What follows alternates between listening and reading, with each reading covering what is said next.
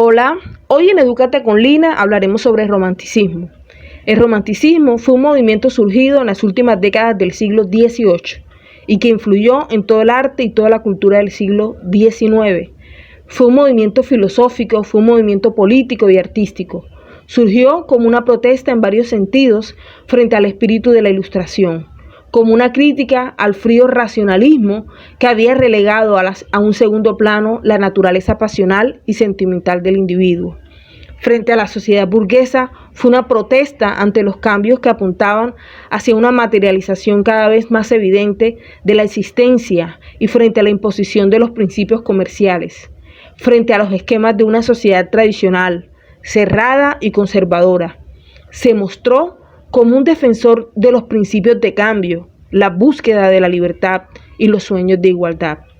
Este cruce de propósitos confusos y a veces contradictorios hacen del romanticismo un movimiento complejo, pleno de tendencias opuestas, defensor a veces de los nuevos tiempos o anclado en ideales imaginarios tomados del pasado.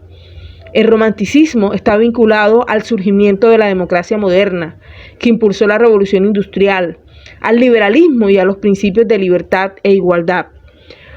Para los neoclásicos del periodo anterior, el arte debe procurar un estado de placer sereno, fruto del contacto con el orden y la proporción.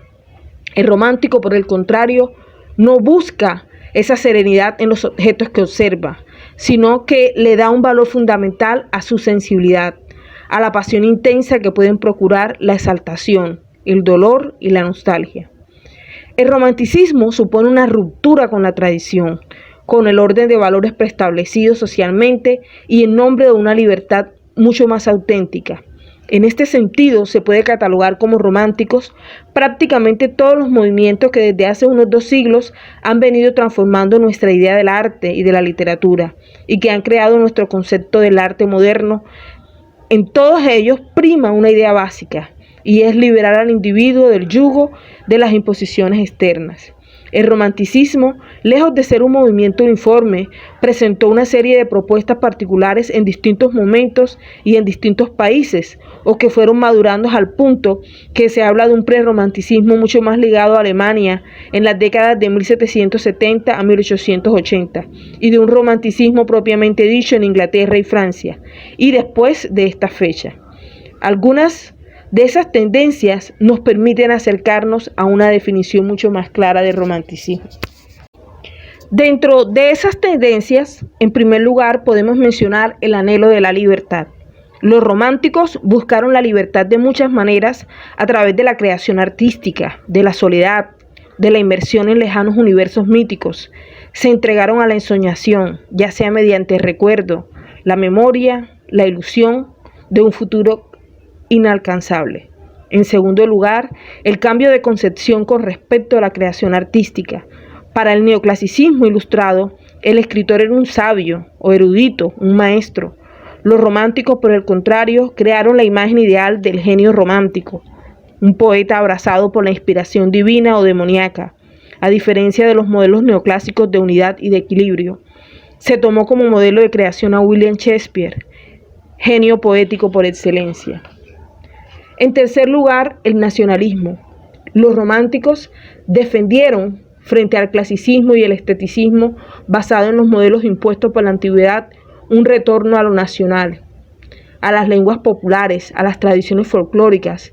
El romántico, contra lo dicho anteriormente, exalta lo colectivo, la patria, el suelo natal.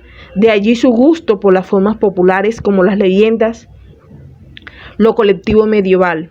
La vuelta a lo popular conllevó a una necesidad de redescubrir la Edad Media, volver al mundo de las catedrales y al arte gótico, un retorno a una época idealizada de caballeros y escenarios fantásticos, ruinas y castillos que se oponían al prosaísmo del mundo contemporáneo. En cuarto lugar, la naturaleza. La exaltación del sentimiento frente a la naturaleza se opone a la imagen puramente analítica del espíritu ilustrado. No se trata de la naturaleza como un objeto crítico y de estudio racional, sino como un espejo del sentimiento humano. Los románticos exaltan en sus obras y en sus descripciones los espacios intactos, idealizan el mundo rural.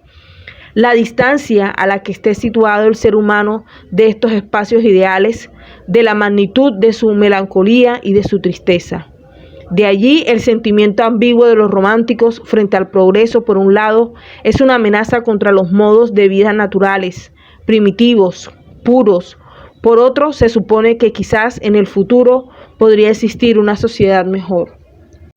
En quinto lugar, podemos mencionar lo fantástico.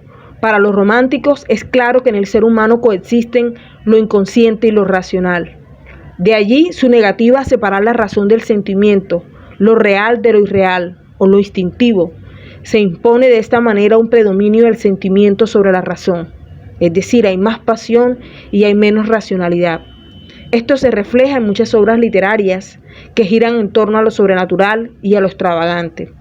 En último lugar, podemos mencionar la pasión por lo exótico.